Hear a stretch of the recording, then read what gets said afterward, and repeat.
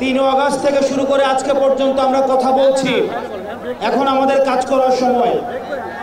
আমাদের আহ্বায়ক এবং সদস্য সচিব তাদের পরবর্তী বক্তব্যে আমাদের প্রয়োজনীয় দিক নির্দেশনা দিবেন। আমরা সে অনুযায়ী পরবর্তী বাংলাদেশ বিনির্মাণ করব।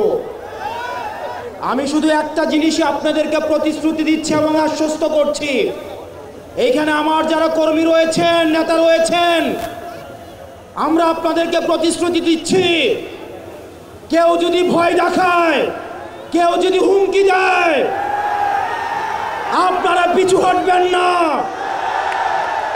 আমরা জানি এলাকায় এলাকায় আপনাদেরকে বাধা দেওয়া হচ্ছে, এনসিপির কর্মীদেরকে বাধা দেওয়া হচ্ছে।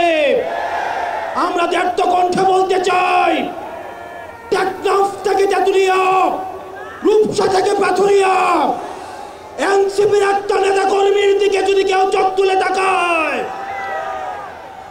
আমরা তাকে রাজনৈতিকভাবে মোকাবেলা করব।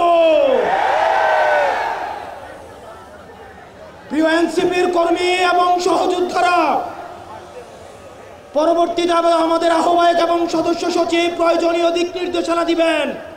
আমাদের যদি জীবনও চলে যায়, আমরা তাদের দিক নির্দেশনা বাস্তবায়ন করব। ইনকিলাব ইনকিলাব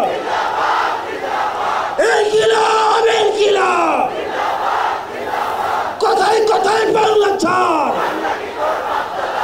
এই দেশ আমার দেশ,